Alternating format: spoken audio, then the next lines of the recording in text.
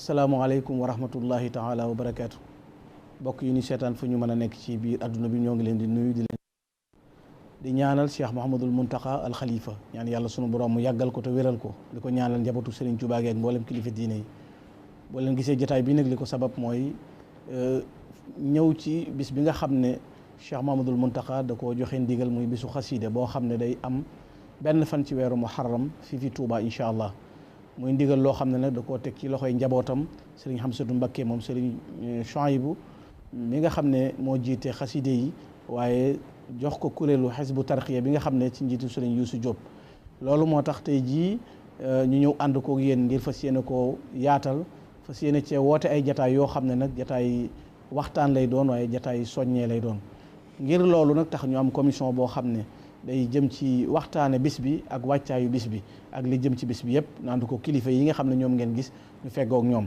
muy jataay boo xam ne yi incha allahu dañuy waajal jataay bu mag muy plateau spécial boo xam ne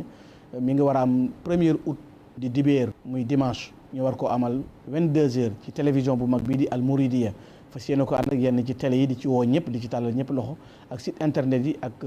rajo yi mu war a am fii ñu di ci ànd ak jataay boobu nag Alaaji Busra Samb mii nga xam ne moo nekk ci suñu wet nga xam ne moo ñuy ubbil plateau yi ñu bëgg a amal ngir waajale ko bis bu màgg boobu incha allahu dana ànd ak kuréelu xasiida waaye ci teewaayu it ay ndaw yi nga xam ne ñooy teewal kilifa yi ñu jox liggéey boobu tàmbale ko Cheikh Amadou Bachir Mbacké moom Cheikh Abdoul Khadir mi nga xam ne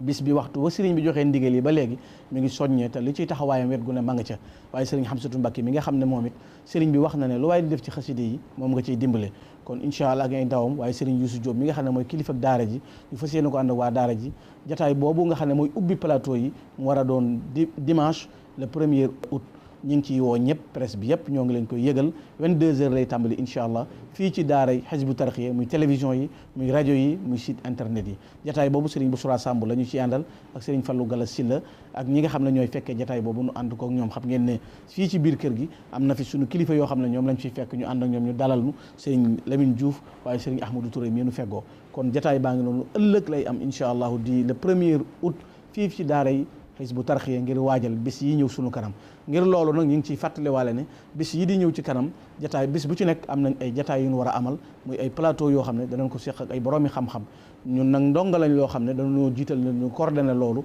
mu nekk commission bii nga xam ne day taxawee liggéey boobu kon bokk yi incha allahu danañ gën a yaatal lan mooy jubluwaayu daje bi ak mbooloo mi waaye mooy fas yéene jëfe ndigalul Cheikh Mouhamadul Muntaqa mooy bésub xasida boo xam dañuy jàng ak a durus te taxawaay boobu ànd ak liggéey bu rëy lan mooy liggéey ba mooy fu kuréelu xasida nekk ñu taxawal fa waañ woo xam ne dafay bernleel ñene ca liggéey booba loola nag xam ngeen ne laaj na ab liggéey laaj na wàccaay laaj na yitte kon ñu ngi ci woo ñëpp di ci xaar ñëpp di ci séntu ñëpp waaye tàmbali jataay yi daal suba lay doon 1er août incha allahu fii ci daaray Hizbut Tarqiyyah wasalaamualeykum wa rahmatullahi taala wa barakaatu.